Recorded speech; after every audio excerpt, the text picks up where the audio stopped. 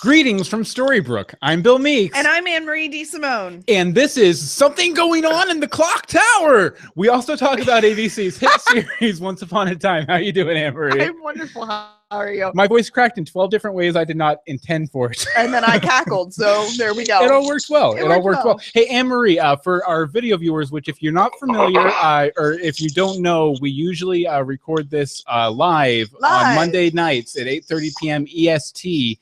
Over on YouTube and Google Plus and whatnot. So there's video. There's video. But Anne-Marie, show our video viewers your Can you take down the big giant Storybrooke thing? I guess. Let's okay, there we go. There we go. Okay, yeah, and here's the Greetings from Storybrooke t-shirt, everybody. I have one on too. If I can show you here.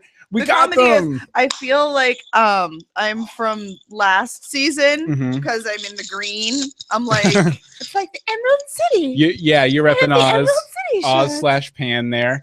And I'm in the red, which is representing evil regals, we'll say. There we go. Okay, and as usual, we have a guest joining us this week to discuss the episode of Once Upon a Time, and it's actually he's been on a couple times. My old college roommate, Jason George. How you doing, JG? I'm well. What's up? Not too much. I forget. I always call you JG. I'm supposed to call you Jason.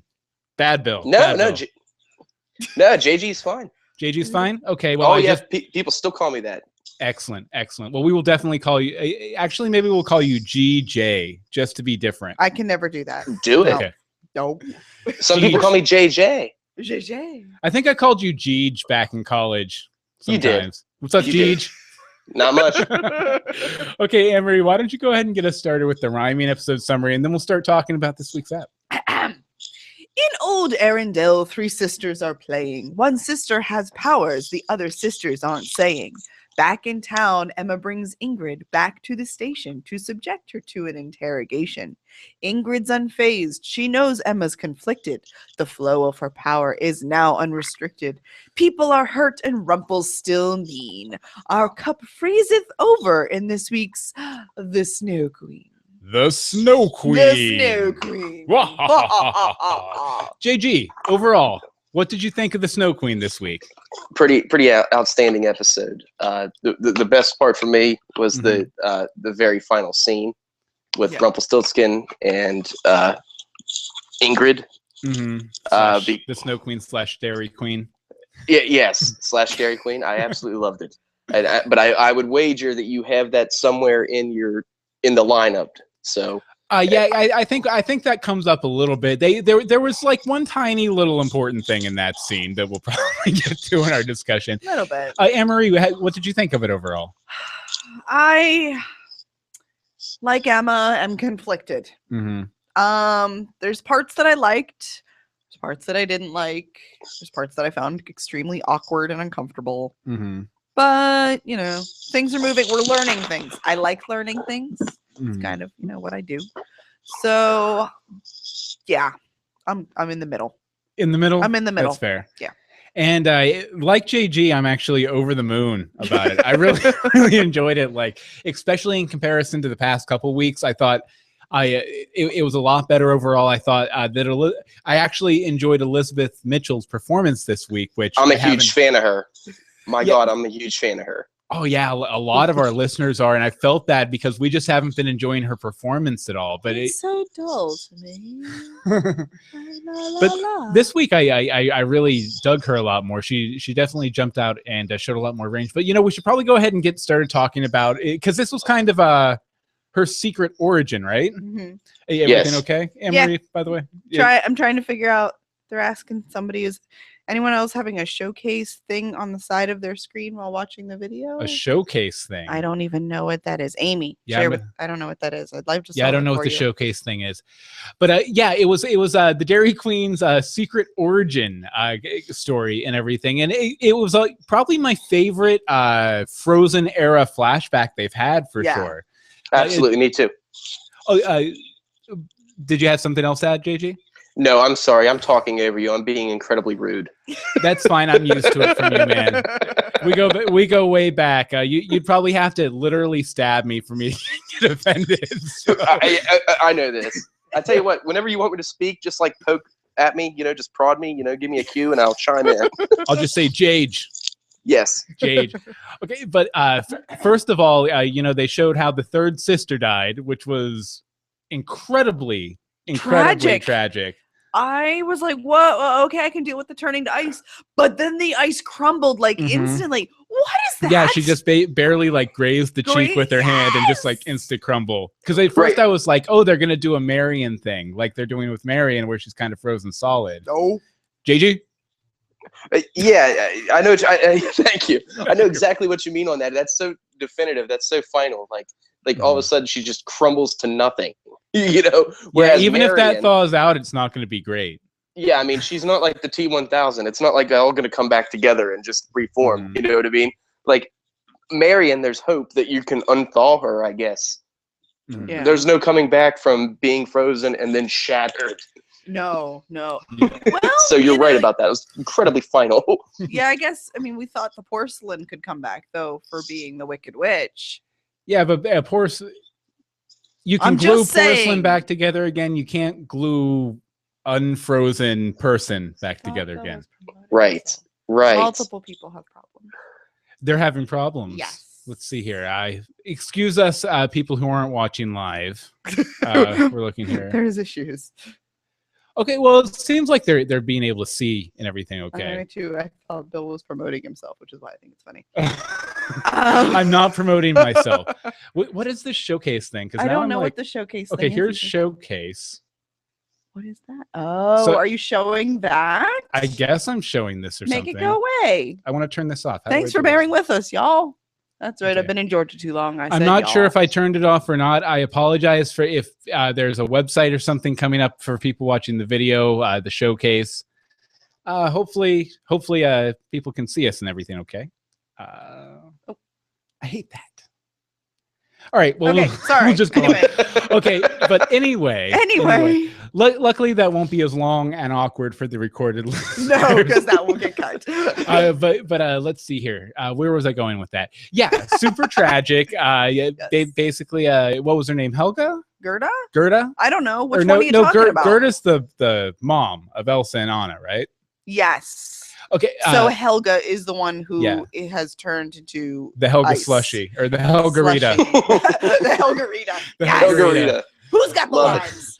But I actually thought that Gerda's response was probably I'm not going to say even more unhealthy than the actual action, but I think for our characters anyway, I had a lot of unhealthy kind of results and everything. Just because, it's that kind of thing from the movie Frozen that we saw in Frozen with Elsa: conceal, don't feel, don't let them know, all that stuff. And we see that very prominently in her mom here.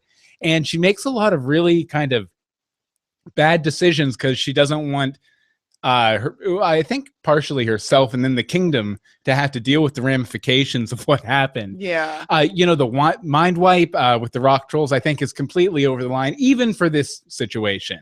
Oh, yeah. Like, I know we had talked a bit in the past couple episodes about maybe there was a good justification for it, this, that, or the other. I didn't think this was a good justification. What did you think, Anne-Marie? No, it felt like she just didn't want to deal with it.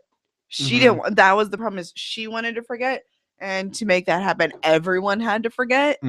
And she probably partially wanted to forget putting her sister in an urn. Yeah, I mean, she sent her away.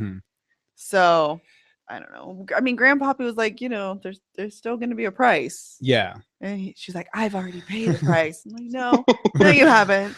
Nice try though, sister. That was the down payment. Yeah. That was the yeah.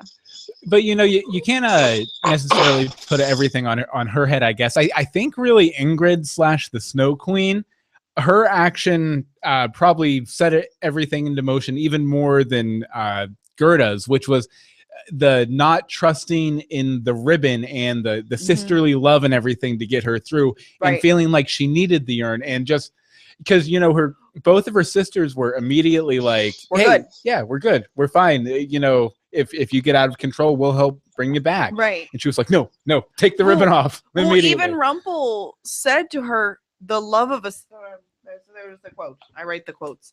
I write the quotes. I write the quotes. Is it love is free, but magic comes with a price? Nope, that one we know. Sisterly love is worth its weight in magic. Yes. Okay, okay. Because it seems to me like 75% or something of all the problems that the characters have in the show all stem back to a bad decision they once made. Right. Mm-hmm. You know, and I don't think this is any different at all. No, it's not. It kind of goes right in with everything else. I mean, think about that. You know, all the characters that in the present day, the reason why they're in this predicament is because somewhere along the line they made a horrible decision about something. Yeah. You know, maybe I'm wrong there, but I don't think so. And I think this is the same way with her. I mean, what a total overreaction. You know, granted, her sister did just crumple in front of her, but still, I mean, I thought that scene was almost a little like cliche because I knew what she was going to say before she even said it. Right. Like, you're a monster, you know? Like, in fact, I actually looked at my wife and I said that before she said it. I was like, she's a monster, you know, or whatever she said.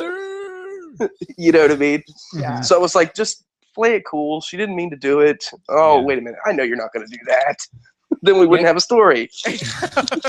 By the same token, too, up until that point, like Ingrid's family had been nothing but completely 150% supportive of her. Like they helped her bury a body when she killed someone when she was like they were like 10.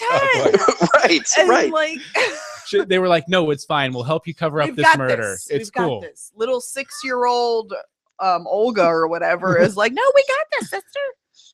Like, yeah, but when you murder someone in the family, it's on. You know, it gets real all of a sudden. You know, it's real in a hurry when your sister crumbles in front of your eyes. It's true. Yeah, it's very true. Yeah, I don't know. In some ways, like her automatically going for the urn almost feels like retaliatory for you know, losing faith in the sisterhood. It probably was. I'm sure that was part of it. Right. Or just plain old fear too. I mean, you know, like, well, if I don't throw her in this urn, I'm next. Right. You know.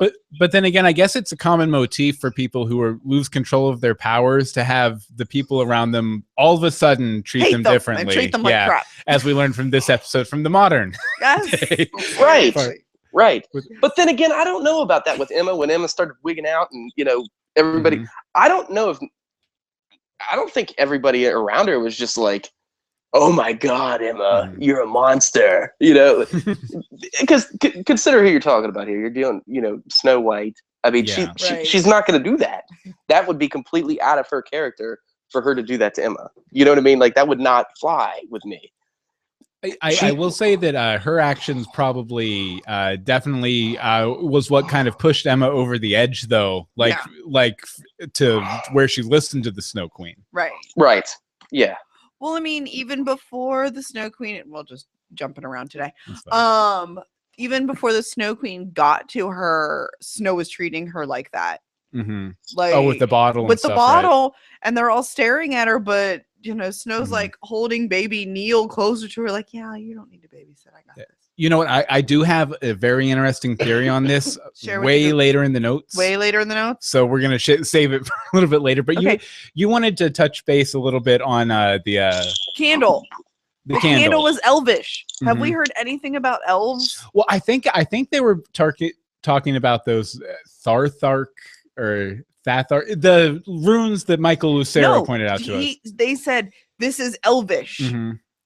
I believe when runes Michael and elvish are different. I think Michael mentioned those when he was telling us about the runes in one of his letters or voicemails or something about Tolkien from Lord of the Rings, using those runes to create the elvish script and everything.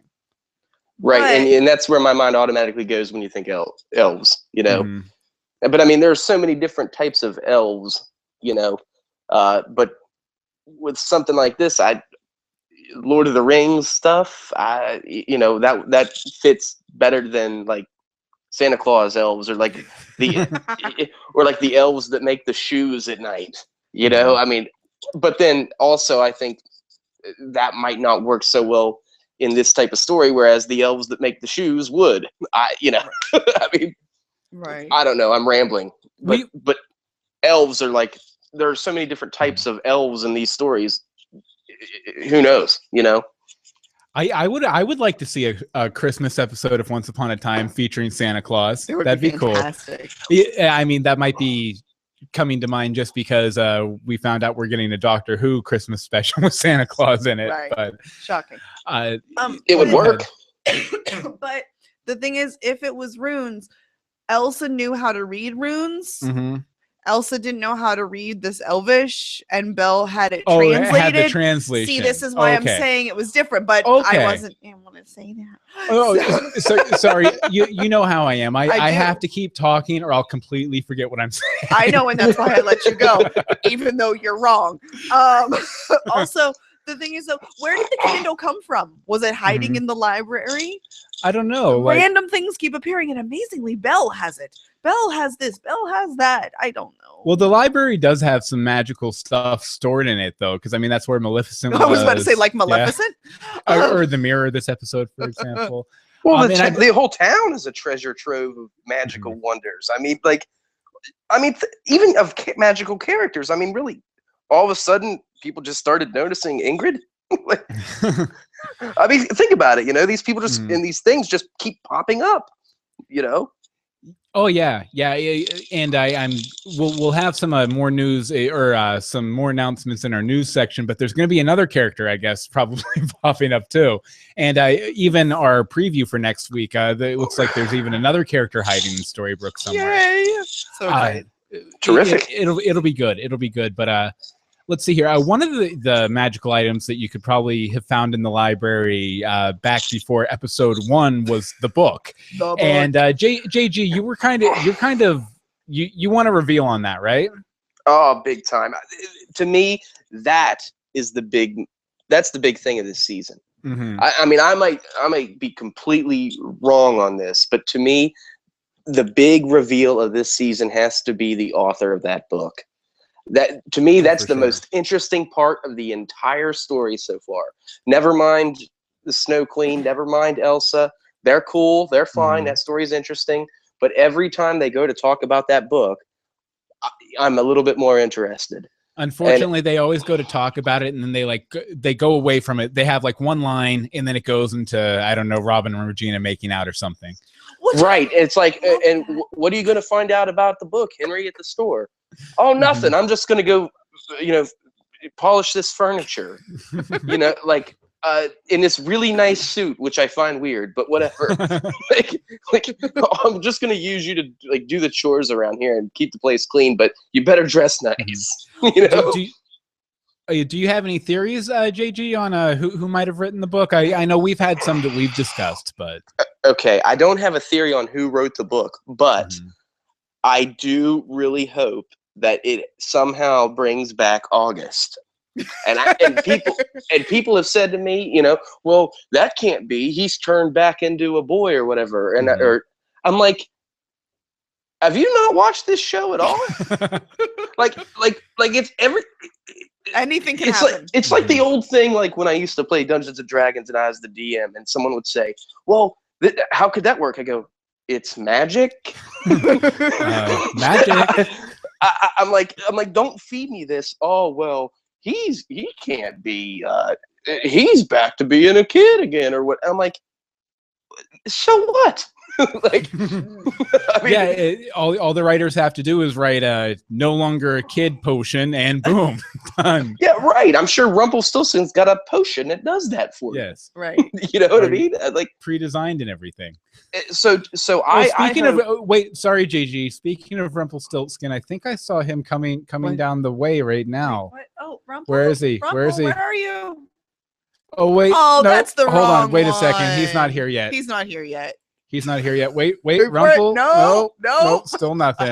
Okay. This is what happens when Bill tries to play with special effects for those watching live. Rumple will be alone shortly. Sorry, JG. Go ahead and continue your point.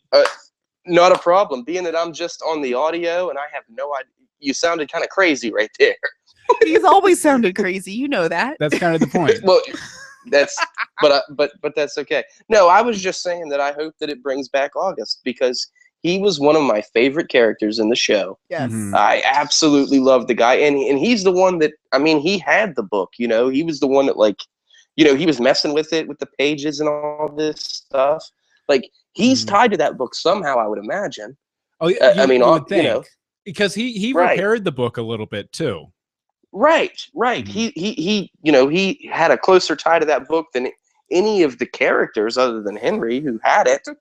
Okay. So I think, you know, this is a prime time to give fans like me what I want and bring him back because he's awesome. Hashtag bring back August. Hashtag do it for JG.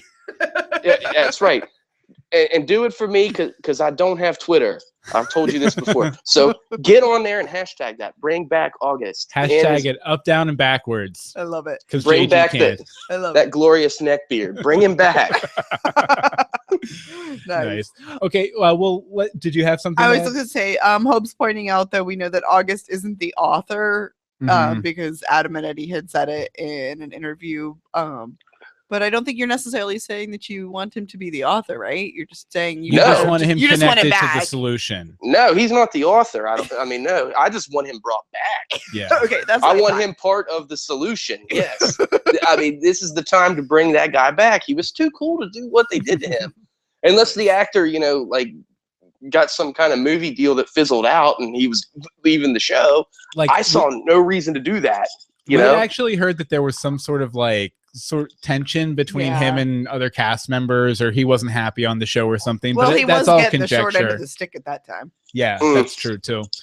Okay, let's see here. Before we continue on with our discussion, I wanted to point out just a couple things here real quick. Let's see here. First off, we had a guest post up on the blog at greetingsfromstorybrooke.com this week called Rumpelstiltskin's Good Intentions, a case for nuanced villains. It was written by our constant listener, constant writer, Michael Lucero, and it's a really, really good, very detailed letter where he kind of talks about how, you know, a good villain is one that kind of believes he's right and, you know, isn't just there to cause havoc and make things bad and be evil. You know, that an interesting villain has a more nuanced sort of character. And there's already some really good discussion. Banton has a comment down there and stuff. But I highly recommend you go check that out at greetingsfromstorybrooke.com.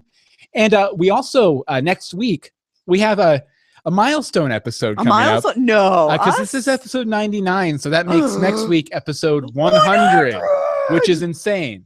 That is so crazy. Insane. Who knew we were ever going to have a 100th episode? Seriously, we were recording in a garage at first. Well, no, we were recording at the kitchen table with a little itty bitty little micro thing, like digital recorder, like you would use for like a lecture in college or something. Are you going to cue the Jefferson song yet, or what, man? Moving on up. Thank you. To Storybrooke. Something like that. But yeah, 100th episode, November 17th. We're going to try and go live around 8:30 p.m. EST. It's a Monday night. It might be a couple minutes later just because it's a 2-hour episode before. So we might need a couple more minutes prep time, but no later than like 8:45. It'll just be me and Anne-Marie. And we'll discuss the episode, and then we'll have a big Q&A with the chat afterwards, which will be super fun. But we also want you guys to leave voicemails for us, very specific ones. Anne-Marie, you want to outline this for people? What am I doing? Oh, those. Okay, this is what we want you to call and leave us. How/when did you find the show? And by the show, we mean us, not once. What is your favorite part of the show? Again, our show, not once. I mean, we'll take your favorite part of once too, but really, this is very selfish. We want to know about us. Yes. Also, what could we improve? Please, constructive criticism. Please, we appreciate constructive criticism. As long as it's constructive. If you just get on there and go, you are horrible, we will not be airing that. We do not accept destructive criticism. No destructive. And you can leave that as a voicemail at 424-274-2352, or you can email us greetingsfromstorybrooke@gmail.com. And we only have a couple of these right now, so I'd really like to have a few more. So please, if you're hemming and hawing, waiting to do it, go ahead, send it in. It'd be great. And we'll play all of those, and we'll have a big Q&A with the chat room, and it'll be a big, huge 100th episode. We'll wear our t-shirts again. Of course. We may wash them. We may not. We may wash them. No, I'm not going to wash mine for sure. Oh, Okay.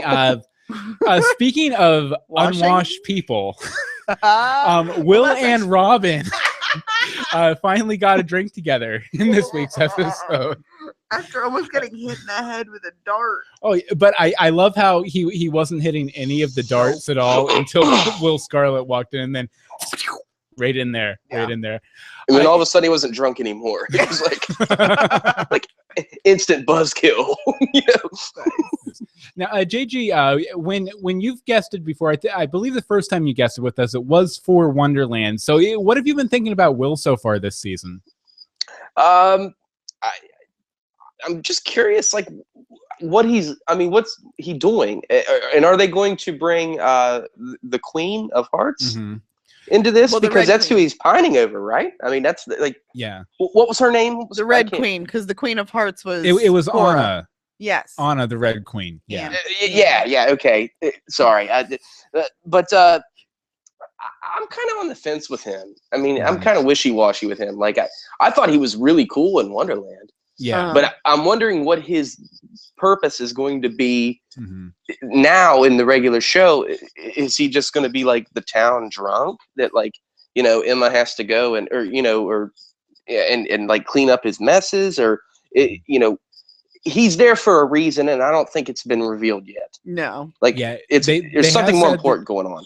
They have said that they're going to shine more of a spotlight on him in the second half of the season for sure. But it's interesting you bring up, you know, the Red Queen and everything, because there was actually a line in that scene between them that kind of indicated that something tragic might have happened. Yeah, I had a really rough feeling about that. Yeah, specifically, Will Scarlet said, sometimes even when you win, you lose. And the last time we saw him before this season, he had won. Right. You know, they had won the day. They were rulers of Wonderland, and big happy ending. And so obviously he lost something after that. Right. Something's going on. Something happened there. And I, you know, I'm very curious as to what it is. And, you know, like I said, he's got to be there for more reason than just to be the guy that, this is a neat little subplot, you know, oh, here's this drunk guy doing this over here. Yeah. You don't bring in that character from that show for no reason, you know, and you said in the second half of the season that should be revealed. Do I understand that correctly, Bill? Yeah. They said there's going to be more focus on him in the second season. So I would assume we'll get a reveal of what happened. I don't know if they've outright stated that or not, but one other thing that I thought was really interesting about that scene, and then I'll get you guys' points of view on it, is just I thought it was interesting that, you know, Will tells Robin this what Marion had told him, you know, way back in the day for the 30 billionth time or something. Well, this is when Will was telling Robin what Marion had said to him, like in a private conversation about why she loved Robin and why it was okay to be out, you know, a bandit and everything like that. And basically it boiled down to, if you have true love, you should fight for it. And I thought it was weird and kind of messed up and kind of funny. And I liked the way it ended up and everything too, but it's still weird that Robin took that message from his frozen wife and was like, okay, I do need to fight for my true love. So let's go make out with Regina in the crypt.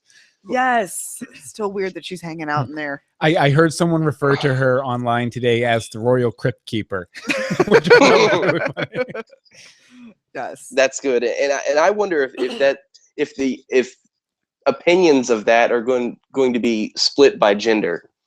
And what I mean is, I really, really, really like that Robin is going after Regina. And I wonder if the female audience would side with Marion. Do you understand what I'm saying? Yeah, I'm not. Anne-Marie, what do you think? This female is not on Marion's side. All right, cool. Yeah, I'm not, because you could even tell from the second, like, he didn't really have that connection back with her because he'd moved on. To him, she'd been dead for hundreds of years, basically. Yeah. And to her, he'd only been gone for like a day. But props to him for trying. Yeah, that's the thing. I'll give him that. Like, he was a good dude trying to do all that, but yeah, I think really if it came down to it, and even if Marion does get unfrozen and comes out of it and everything, if she comes into this situation and she forces Robin to like give up on Regina forever, I don't think that will happen. Then she's kind of the jerk in that situation. I mean, this is very unusual circumstances. Yes, obviously, the entire thing's like time travel, and everything. Time travel, freezing things. Her heart is no longer in her chest. I think she will come out of it. Yeah, but I think she's going to come out of it and realize that she should move on. Yeah, it's a hard situation, and it's nobody's fault. No, and everyone's going to end up being a jerk in some way to somebody in it, and it's just one of those difficult situations. Basically. But last season, I cheered so hard for Robin and Regina. Mm-hmm. Like, it was one of my favorite things because, as we've discussed before, I'm a major fan of Regina. And like, whenever, like, my heart sank whenever it was like, oh, here's Marion. I was like, hello, Marion. I was like, no. Yes. like I was actually ticked off. Like the show ended and you know, I remember looking at my wife and I was like, I hate that. I hate that. And she's like, what? I'm like, happy. Marion ruining everything, being alive. Freaking like, made Marion. Yeah, you know, showing up and ruining everything. How dare she live? Because well, hey, who doesn't love a good redemption story? I mean, and it doesn't get much more evil than Regina. And here's the thing: whenever she does something really, really nice, or she like does something heroic, I remember her having Graham's heart in her hand and crushing it. Yes. Yeah. Okay. And the village she killed. Yes. Yeah, and that whole village she wiped out. Mm-hmm. You know, she's responsible for genocide. You know, a little bit. It happens. But, I would like to mention that Hope in the chat here, and Hope has her fingers on the pulse of Tumblr, so I trust her opinion on this. She says it's split by ship. The Outlaw Queens loved it, and the people who want Robin and Marion together just were hugely furious, and she uses a less polite word than furious here. Yes, but we'll leave it but at that. in our reality, the absolute opposite of that happened at the season finale last year. Yeah. So great. So does this mean I'm an outlaw queen? Yes. You were very welcome to a ship. I think this entire podcast is Outlaw Queen. Yes. Probably. I would assume. Man, I just want to see more Robin Hood face. Don't do that. This is why we can't get anybody from Once on our show. You do things like that. Because I make fun of them. Yes, we love them. But I make fun of the Gotham people too. We do. They come on our Gotham show. Right now, I'm really wishing I had video so I could see this Robin Hood face. You may have to go back and download the YouTube. YouTube.com/MeeksMixMedia if you want to catch the video, or just go to our show notes at greetingsfromstorybrooke.com. I'm sure that will be the thing. Let's see here. Okay, you had a point about villains. I had a point. You're pointing at me. Okay. Point. Have we not learned that no one should be left alone with a major villain? Ever. No one. I don't care who you're leaving with them. There has to be backup. Seems like they could have just broke the windows, but I guess it was the sheriff's station. No, it's because it was the magical ice. That's why they couldn't break it. Because I mean, they were glass doors. They're like, she froze the locks, and I'm thinking to myself, you gotta something warm, you know, make a fire. Oh, yeah. But no, stop leaving people alone with the villains. That's when bad things happen. Not a good idea. No, not a good idea. No. Also, she was captured way too easy, which is further reason why are you leaving her alone? We're alone with the villain, Amory. Rumpelstiltskin's here again. Oh no. Hello, sir. Hi, Rumple. Hi, Mr. Gold. Don't hurt us. But let's say, yeah, in the other point you had here, that she was captured way too easy. She was captured. Yes, that right there is a dead giveaway. Oh, you caught me. Well, see, first of all, that's how she acts the entire time. So. I'm of the opinion that she let Emma catch her. She did. Yes, I was like, that's not a. I'm of the opinion that the candle didn't actually work. So am I. Yeah. Just that Elsa, it didn't work on Elsa, and then so they're like, hey, let's just try this on her.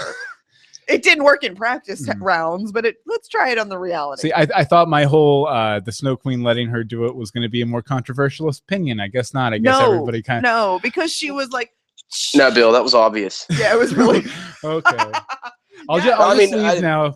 I'll just leave. Jeez, No. I didn't mean to sound smug right there. No, but it was awesome. Oh, that's fine. Like, what's wrong with you? What is wrong Charlie, with let her William? catch him. Like, Yeah, just No, because she was able to like break the things off right Mhm. away.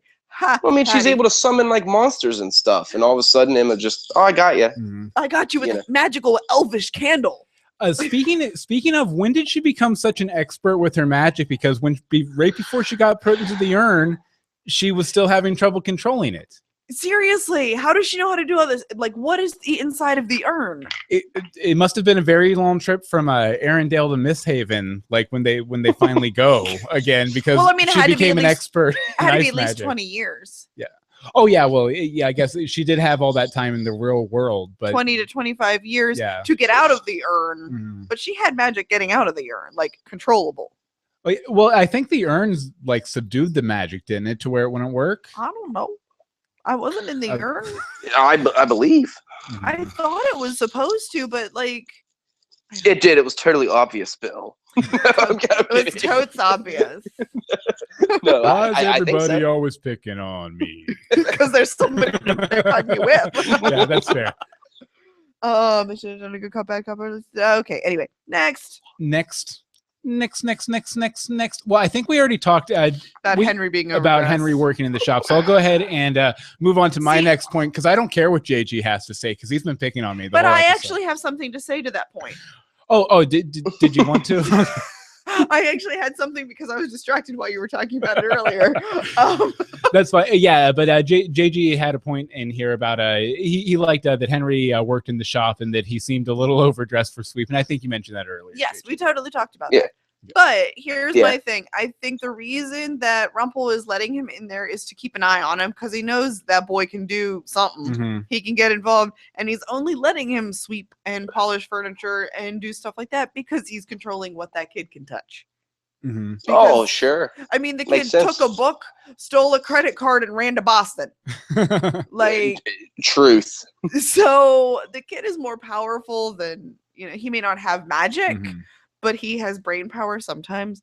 I was half expecting Henry to come out of the back room when the What's Snow this, Queen and Pop Gold were Yes. having their scene together, or like Yes. overhear it or something. but we don't know that he hasn't. This is true. There's no Well, you know proof. what though, Emery? What? I actually kind of think that Henry will be revealed to have magic eventually. I won't be Mhm. surprised. Yeah. I mean, because I mean, Well, he has the heart of the truth believer, which is exactly. Yeah. Exactly. Bill finally said something right. No, I'm kidding.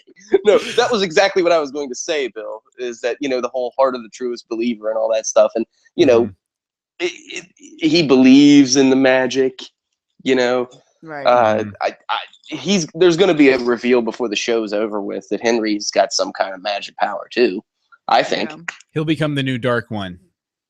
Calling it See, now. I kind of wouldn't be surprised by something Mhm. like that. Well, I definitely think, and I guess we'll go ahead and move on to the next point here because it's kind of Moving right applicable. along. Moving on. That would be awesome, by the way, if Henry in Yes. one season, Mhm. that would be a great story arc. I'm just saying that right now. Yeah, but it He seems plays evil really good too. yeah. Oh yeah, as a Panry. Panry last year. Yeah. For sure. God love Pan. But it's kind of revealed what Rumple's plans with the hat and everything are here, and that's he wants to take over the world, I guess, which is a small Try thing. to take over And- the and, world. JG actually IM'd me on Facebook earlier today. I was like, "What are we going to do tonight, Henry?" The same thing we do every night. But Yes. Try to take over the world. try and take over the world. But I think Rumple's pretty much completely not even going to be redemptive at all anymore. He's completely leaning into evil old Rumple again. Like I even think Completely. he's over Bell. He is over Bell. Like that. It's very obvious. that one line he had when they came in for his help and stuff. How could I turn down the pleas of my beloved wife? You could tell he was upset about the whole dagger thing from last week. Oh yeah. Like just completely upset with her and just like trying not to like jump over the counter and get at her. Right. Like it was insane. Yeah. Like it was so weird though, just because I've never seen him act kind of like even off the line cruelly towards Belle. Right. And so it was kind of shocking, but kind of cool at the same time. It was a nice turn. Mm-hmm. It was a nice turn. And one thing, and this is really a big question here that we should probably bring up. Sure. Okay, at the end, they make their deal. The Snow Queen's like, I can give you the little piece of information you need to accomplish your goal of taking over the world or whatever. And she whispers something into his ear. What do we think that was? I'll go ahead and ask JG first. JG, what do you think the Snow Queen whispered into his ear? I don't know why I think this, but I think it has something to do with killing Hook. See, it's funny because you're not in the doc, but that's exactly what I had. Because he seemed like so ready. He was like, yeah, that's awesome. Let's do that. Then. I'll do that with pleasure. You know, Right. I hate the fact that she whispered it. Well, yeah. Now I understand what they're doing. Yeah. You know, Get you come back for more. They're back. pulling a Lost in Translation, but they're going to reveal. it was almost like, I don't want to call it breaking the fourth wall, but it was like we're only gonna. There was no one else in the room. Mm-hmm. We haven't whispered any part of this conversation, but the thing that all the viewers at home want to know, I'm gonna whisper.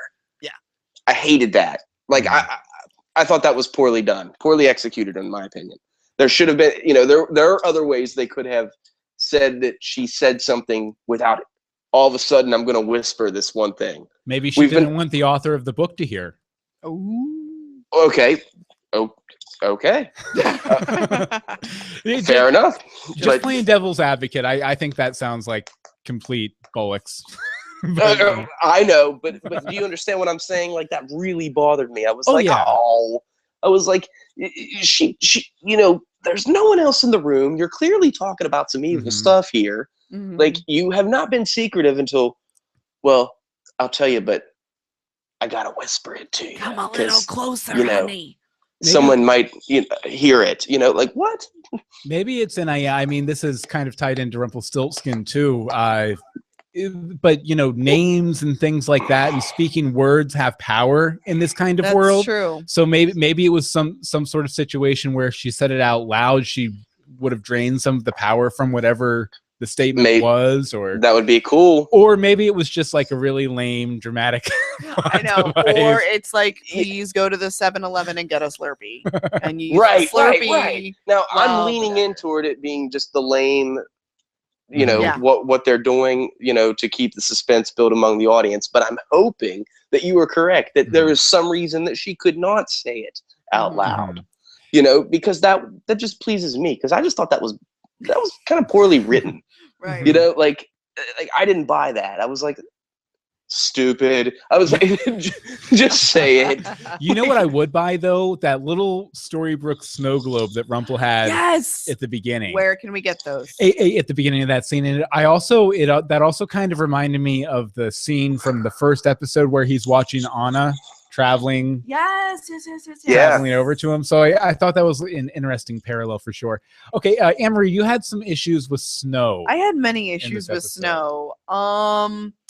Stop being the crazy psycho first-time mom that you're being, because you're not a first-time mom, but you're also just being crazy and overprotective. Like, okay, this is Precious, the little mommy and me class. Well, to be fair, that bottle was boiling. The bottle was boiling, but it's not like she was boiling the baby. She wasn't going to boil a child. She wasn't going to boil a child that we know of. Oh, come on. Anne-Marie, where I see your point, on the other hand, it's a good thing you haven't seen me for the past 5 months with my new son. I'm kind of like her, but a dad. See, but I've seen that. And with slightly less magic, too. Slightly. Yeah, right. And I'm not magical. So I see your point, but I found it believable. But she's... I believed it. And I think I believed it because of my particular... lot in life at the moment, with it being a new father. Yeah, and you got her in, and they've touched on it a bit the past couple episodes too. She also has that guilt complex from what happened with Emma too, which is probably a lot more to do with it than even being a new mom. Right. It does, because she even says, "I want to give him everything." Well, you're sticking the knife in and twisting it more in Emma by saying things like that. But she goes on to yell at Emma. Yes, that was the bigger thing. I will say, just keep in mind that both babies that Snow White has had have been snatched from her arms as soon as they were born. Both of them. So she might have a right to be a little overprotective, just a little. I know, but she got them back Eventually, maybe 28 years or whatever. But no, yelling at Emma was horrible. Yeah. Like she couldn't control her powers. That was very obvious that she wasn't trying to hurt her father or Hook. Those were the two that was coming at Hook, and Charming saved him and took the hit. And Snow. I'm glad you brought that up, Anne-Marie, because that's something that stuck out to me big time. That was horrible. Like, yeah, it wasn't a protective yell or a like watch out. Yeah, it was a scolding. It was a scolding. She was scolding a 4-year-old. It was discipline. Yes, and it made me angry. I'm afraid to go into the chat now after. Well, another thing you said also stood out to me. I thought it was great. I actually mentioned this to my wife as well.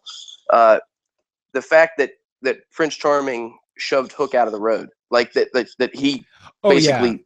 Yeah. I thought that was incredible because, first of all, now. Prince Charming is like your ultimate hero. Like he's always going to do what's right, always. But the fact that he did it to him, that was really, to me, that was like, it was almost like, you've made it, dude. You're in the club. You're one of us now. You know what I mean? Like you have Dad's approval. Yeah. Yeah. Like I was going to let that fall on me to knock you out of the way. Like you're one of us now, and I like that, you know. And I wondered, you know, did he do that because he is just an awesome hero, or did he do that because this is the man my daughter's in love with? You know what I'm saying? I can definitely see there being a scene in the next episode where like there's a thank you, there's a hey, why don't we go fishing or something like that? Yeah. You know, why don't we I'll take you out on the boat. Let's get some burrs. Can I point something out from the chat? Sure. Aaron said, I think Rumple has to kill or put Blue Fairy in the hat, who he hates second to Hook. That would make more sense than Hook. True dat. Yeah, actually, that's a really good point. Yeah. Like I completely changed my answer now. Yeah, like, I like that better. You win, Aaron. Awesome. You win. Okay, let's see here. You win the podcast. That's excellent. Aaron wins the podcast. Okay, one thing, you know, that whole interrogation scene was really interesting because, I mean, it was made even more obvious that, yeah, they really did have a history and they probably did like each other at one point, Emma and the Snow Queen. I'm wondering what could have happened that would have caused the Snow Queen, who was waiting for Emma or whatever, you know, have to mind wipe her. And what I'm thinking is, you remember Lily from a couple episodes back, right? Oh, yes. I think she comes to the foster home looking for Emma. The Snow Queen gets threatened by her, kills her with the powers, and then has to mind wipe Emma so she can eventually not believe in magic, then believe in magic and become the savior because of whatever deal she made with Rumple to get to our Earth. That's my prediction. Snow Queen girl's more Lily. Important. That girl's more important than just like somebody that Emma knew once upon a time, though. No, I like the way I just used the title of the show. That was good. That was good. I didn't even mean to do that, but no, her tattoo or whatever, like the mark on her and everything, you know. Oh yeah, we discussed that a bit too, and like you did. Yeah, I think that's important. I think that's noteworthy. Yeah, like I was definitely leaning that direction too, but when I started thinking today just about like what could have possibly happened in that foster home to where she would have had to mind wipe her, and I was thinking, you know, based on what they had set up already this season as far as what was important to young Emma, and really the only thing we've seen that was important to young Emma was that friend of hers, Lily. Right. So obviously, in my mind anyway, Lily's got to die. Well, and we know she's coming back. Dun dun dun. Yeah, the creators have said that character will definitely be back, and so that makes a lot of sense. Then. Just one thing I wanted to mention that I couldn't fit in anywhere else. I don't know if many people noticed, but this just might be something to watch out for that they might play with a little bit in a future episode. Is that Emma got hit with an ice shard right in the neck when they were having the fight in the clock tower, and whatchamacallit, and the Snow Queen even comments on it when she comes into the interrogation room. What I'm thinking, I know that the bottle scene happened before that, but I'm thinking that maybe it's something in that ice shard either prepped Emma to become one of the sisters or caused her powers to go kablowy. That makes sense. Ooh, Mhm. yeah, completely very makes sense. nice. Yeah, because the Snow Queen even says you might want to have someone take a look at that when she comes in. So she's very knew it. aware of what she did, and like it seems like it was was on something that purpose. would come back into play. Well, everything she does is on purpose. Mhm. So, Very nice. I like it. You had a point Yeah. about mirrors. So the Jen? mirrors kind of mirror each other Mhm. a little bit. Like Regina's mirror and the Snow Queen's mirrors feel very similar. They have the same Yeah. vibe, and they're Mhm. both completely doused in dark magic. And they both could have controlled Cindy or Sydney at some point too. Yes. Mhm. So, and that's weird that he traveled between them. I wonder if there's like a mirror dimension, where people can, because I know like say in DC Comics there's a character called the Mirror Master who can travel through mirrors to different physical locations and stuff. A mirror dimension would be interesting. Actually, wasn't that Dream Dimension we saw a lot in season 2? Yeah. Wasn't that connected to mirrors somehow, or weren't like the walls made of mirrors or something? Yes. And then they all shattered. Yeah. So Oh. maybe that's the mirror dimension. Wonder why we don't see anything about that whole sleeping curse, not sleeping because the fire pits of hell thing. Probably because they used that up. Yeah, used it for all it was worth and everything. Okay. Just saying, But- it's still there. But really, I think we've used this discussion for all it's worth too. So why don't we go ahead and we'll get to our arbitrary scale here. Let's see here. Okay, JG, out of 10 blueberry or blue raspberry slushies, how many blue raspberry slushies would you give this episode? Obviously, in honor of the fallen sister this episode. But how many blue raspberry slushies would you give this episode? I'd say 7.5 blue raspberry slushies, maybe 8 on certain scenes. Why is that? 7.5. Okay, I would go full on 8 for the last scene. Grabbed me. It hooked me because the whole Rumpelstiltskin wanting to take over the entire world, that opens up so much great storytelling in my mind. Like, oh yeah, for sure. Like the fact that, because I'm using this term, in the realm of the fictional world, the real world.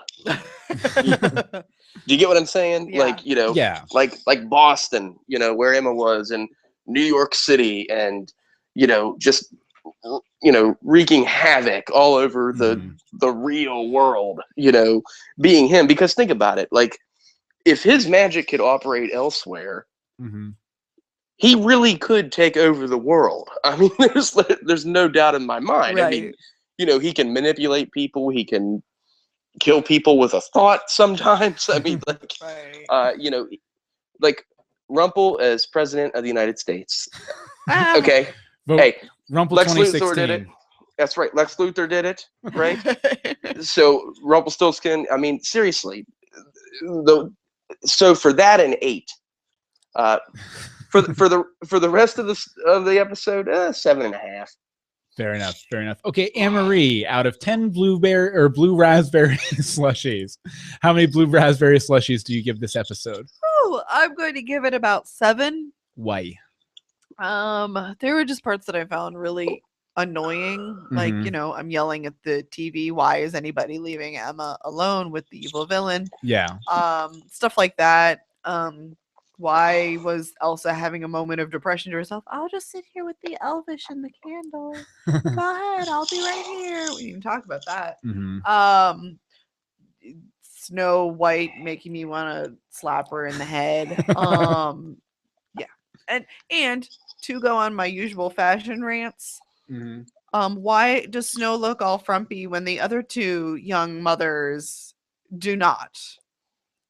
Again, you didn't notice. I know. I didn't know. Hey, can I throw something out there too, since we're talking about fashion? Yeah, let's make it happen. Do you think somebody could maybe loan Elsa some clothes? Thank you. Yes. Thank you. Pet peeve number 1. Like seriously, it's really, really driving me nuts. Like the sequin gown everywhere. I'm like, no. I mean, they finally caught on and got Hook some sort of looking normal clothes. Right. They still kind of look like what he wore before, but I mean, I was like, yes. Dude, Hook, get out of that leather V-neck or whatever that is, and like find something else. Like, Yeah. And it's weird just because everybody else has so obviously a plethora of clothing. Right. You're trying to Like- get to your arbitrary scale. I can see it in your No, face. I'm fine. Okay. I'm sorry. I'm just like, somebody give that girl a t-shirt or something. Yes. Somebody, a hoodie and leggings. I don't care. It doesn't have to be cute. Nice it just jumpsuit. no jumpsuits. No, there isn't Leisure one. Leisure suit. suit. Sweatpants. I don't care. Just get her out of that gown for a while. Jeez. An aerobics uniform, since that's probably all they have hanging around in the town since it was created in the 80s. Wow. That's all women wore in the 80s, right? Was aerobics uniforms. We're gonna walk away from that and ask what your And shoulder arbitrary pads? scale- Well, in that case, she'd have to have her bangs up all big, too. This is very true. Texas Teased bangs. hair, Okay, I would give it 9 blue raspberry slushies out of Really? 10. Okay. Yeah, because I really liked it. Like it was. There were some parts that were weaker than others for sure, Mhm. but this ticked off so many boxes in my what I want to see out of this season checkbox. It was insane. Yeah. There was the Will and Robin team up, or meeting rather. There was Henry working in the store. There was a decent flashback set in the Frozen universe. That was cool. We got some answers, some work, and we finally got a firm indication that Rumple's back on the side of the devils, and that things are going to be really interesting with him. And he's the character that hooked me into the show. So the more Me too, Bill. Me too. The more interesting things get with Rumple, the more interested I am in what's going on in the show. But thank you very much, JG, Yes, thank you for so joining us much. tonight. All right. You're Good very time. welcome. Thank you for having me on your show again. Oh. It's always a blast. I love it. Okay, we'll have you back on again soon, bud. Totally. Thanks. Excellent, Bye. man. Bye. Bye-bye, guys. Okay. There we go. Okay. And there he goes. Okay, now let's talk about him Let's since he talk won't about be JG watching the now that live he's stream. gone. I'm kidding. So, Okay, real quick before we get to the news, we want to thank Audible for sponsoring Oh, this yeah, week's Audible. episode Whoop, of whoop. Greetings from Storybrooke. Now, if you don't know what Audible is, you can go there, you sign up for a membership, you get a credit a month to get an audiobook. Mhm. And if you don't know what an audiobook is, you probably should. should. But it's an Pretty audio, obvious. it's someone reading you a book, basically, and you can It's work story out, time. you can walk, you can drive, you can make dinner, all while you're catching up on your reading. And Audible makes it really easy to do. You can use any smartphone, all sorts of DVD players, anything like that to listen to your audiobook. And they're also offering listeners of Greetings from Storybrooke a free 30-day trial to give you the opportunity to check out their service.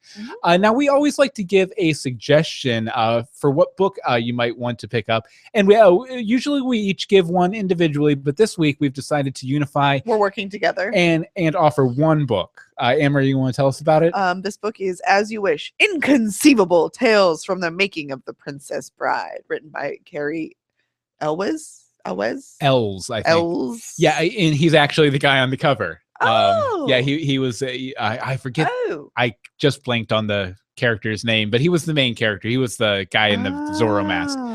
But I actually just saw him on Kevin Pollak's chat show this past week where he was talking about this, and it sounds really, really cool. Like what he did, he went and he wrote down all of his remembrances, and then he sent the manuscript to pretty much everyone in the movie and everyone who worked on the movie, who all added their own stories. Cool. And in the audiobook version, they each narrate their own Sections? anecdotes, like Christopher Guest, Norman Lear, Rob Reiner, everybody, Billy Crystal, everybody comes back and narrate. Woo, love.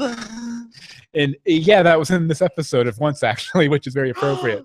Yes. So yeah, if you want to pick up As You Wish, Inconceivable Tales from the Making of the Princess Bride, or any other book, it's really easy, and all you have to do is go to audibletrial.com. Sorry.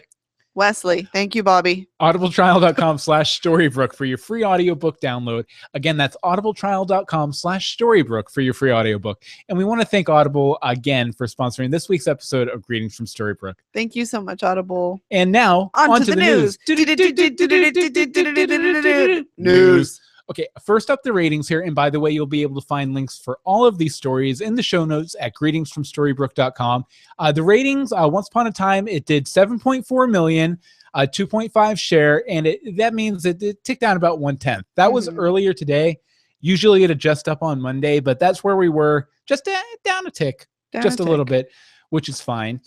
Okay, let's see here. Next up is our, we have our big double episode next week, Smash the Mirror, and we're going to go ahead and watch the promo for it. We don't usually play it on the show, but we'll describe it to you as we watch it. So I'm sure this is the best part. Yeah, here's Magic! Henry. Emma blasts Henry with some magic. 2-hour tale. 2-hour tale. She's getting rid of her magic somehow. Emma's going to get rid of her magic forever and ever, and Rumple's going to help. And then we see, Anna throws her snowflake necklace in the fire. And going to see how she gets in the urn. And I have a feeling that we hear the sorcerer's voice in there. Yeah. Whoever the sorcerer might be. But yeah, it looks like a really, really, really intense episode. No, it'll be a good episode. It's going to be really exciting. I'm pretty pumped. Now, Anne-Marie, you wanted to mention real quick this Once Upon a Time workout you found, right? Yes. Last night I was trolling Instagram, and one of the girls I follow, Storybrooke Beauty, she usually just does makeup tutorials and stuff is what I've noticed. But she posted a Once Upon a Time TV workout. So like do 10 jumping jacks whenever someone says Elsa. Do 10 high knees whenever someone says magic. Oh my goodness, that would hurt. Do 10 squats whenever someone says hook and crocodile, and so on and so forth. So I just wanted to share that because I thought it was pretty cool. And I'll put a link to her Instagram and her website. Definitely. And I like that too, just because it's like a drinking game, except you don't drink. You get healthy. You get healthy. Okay, and now people who are spoiler averse might want to skip ahead about a minute here. But we have some pretty big casting news for next half season here. It turns out the new villain who has been cast, I'll tell you the actress first. Let's see, what's her name here? Victoria Smurfett, which sounds like Victoria Smurfette, which I think is really funny. She's not playing Smurfette. Nope. She's playing Cruella DeVille from 101 Dalmatians. Now, they don't go into big detail about how big her role's necessarily going to be or how it's going to tie in or anything, but we do know that we've seen Pongo in Storybrooke before. Archie, Dr. Hopper, has Pongo, so it should be interesting to see, and this will definitely be like the first like modern day mythology character that they've really brought in, which I think is really interesting. Going with that, the actress actually revealed it. Oh yeah, because it was a thing. They just really announced that she had been cast, and then she tweeted out, "I can't wait to play Cruella DeVille." Right. I think she got confused as to what she was allowed to actually post. Oh. Sorry. Well, they already made the announcement, so I guess she's not going to be in too much trouble. Yeah. Okay, and last but not least, we got another announcement this week, and that's when the mid-season finale and when the new half season is going to start. Now, the mid-season finale is scheduled for December 14th, and then the show's going to come back on March 1st, which means we have almost 3 months off. We'll get some more. We've done it before. We'll do it again. We'll celebrate the holidays. We'll get some commentaries in. We still have to do our shirt commentaries too. We do have 2 short commentaries. We need to like put up a poll for that, by the way. Actually, you know what? I'm going to say in this last couple minutes left, I think we have about 5 or 6 people left watching. At least. Why don't you just throw in what episodes you'd prefer into the chat, and we'll pick one from one of that for our second drinking game commentary. And that'll be fun. Okay, let's see here. Anything else here? No, let's see here. We'll go ahead and get into listener feedback. Now, when you're done watching the big double episode next week, obviously you've already left a voicemail for our 100th episode that we discussed earlier, and we'll put out a blog post about later in the week. But we want to hear your reactions about the episode too. So you can run to your computer, email us greetingsfromstorybrooke@gmail.com, tweet us at GFStorybrooke. The Facebook is facebook.com/greetingsfromstorybrooke. And the voicemail number is 424-274-2352. Again, that's 424-274-2352. And as usual, we got a couple of voicemails today, starting with Bobby. Bobby. Hey, Bill and Anne-Marie, it's Bobby. Once again, this episode had a few good, if not great moments, but for the most part, just kind of felt disjointed and out of place as a whole. It was weird to see the way Snow in particular was acting towards Emma. That just seemed out of place. While it was cool to finally get some of the other, like Cinderella and Sleeping Beauty and whatnot, back into town. It was weird to just have Aurora there, or Aurora there, because it just felt like we missed something. And they just explained it away by saying, oh, she's new in town. Those things aside, I really enjoyed the subtle way of bringing the Duke of Weselton into this episode. I didn't even realize it was him until like the last part. When the Snow Queen froze him. I didn't, or tried to attempt it. That scene. I didn't even realize that was him. But upon second viewing, when you see them dancing, you could almost see him doing that whole weird dance that he was doing in the movie. I thought it was a great nod, and a subtle nod that didn't have to hit us over the head. So once again, I thought it was an okay episode, but I thought it had some great moments. So until next week, like a chicken with the face of a monkey, I fly.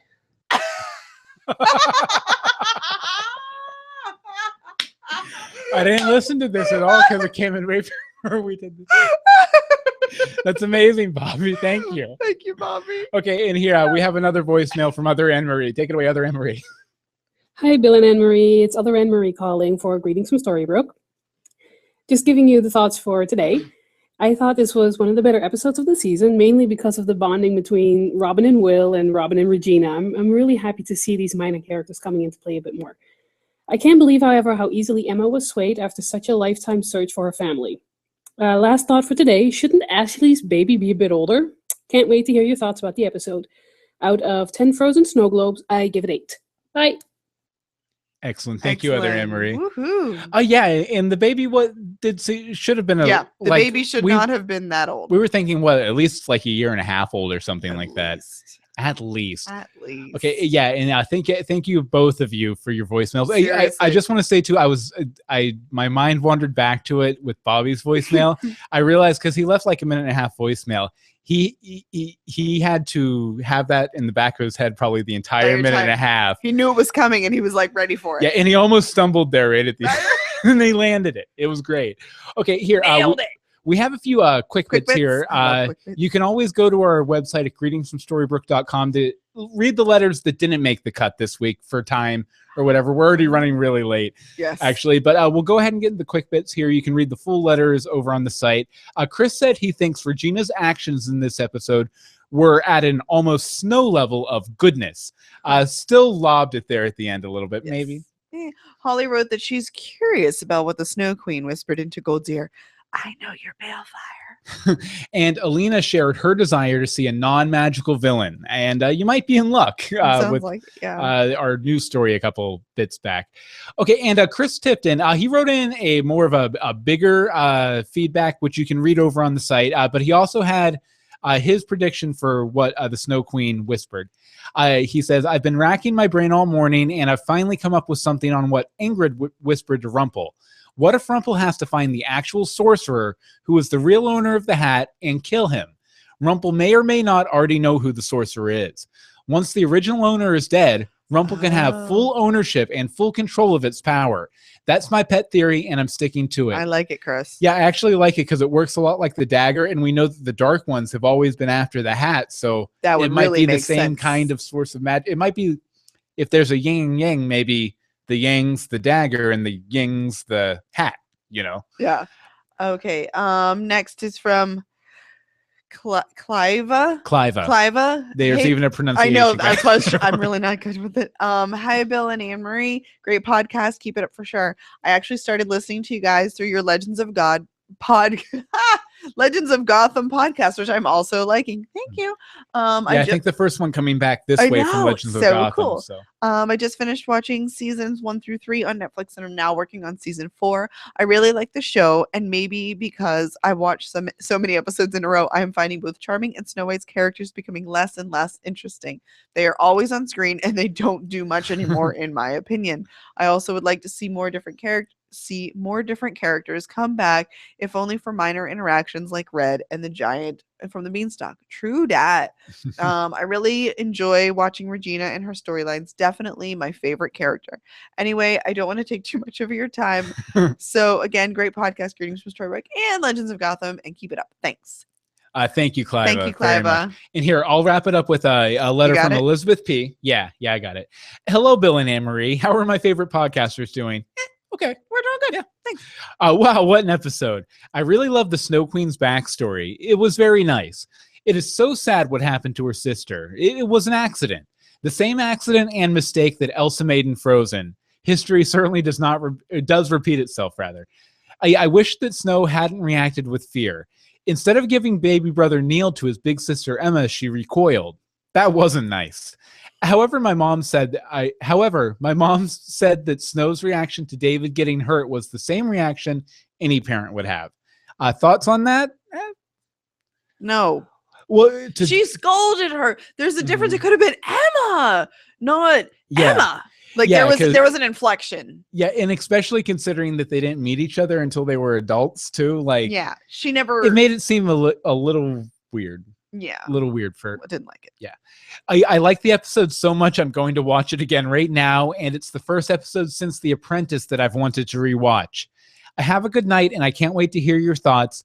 I give this episode 98 shiny yellow ribbons out of 105 shiny yellow ribbons. Nice. Bye. Thank you, Elizabeth, very much.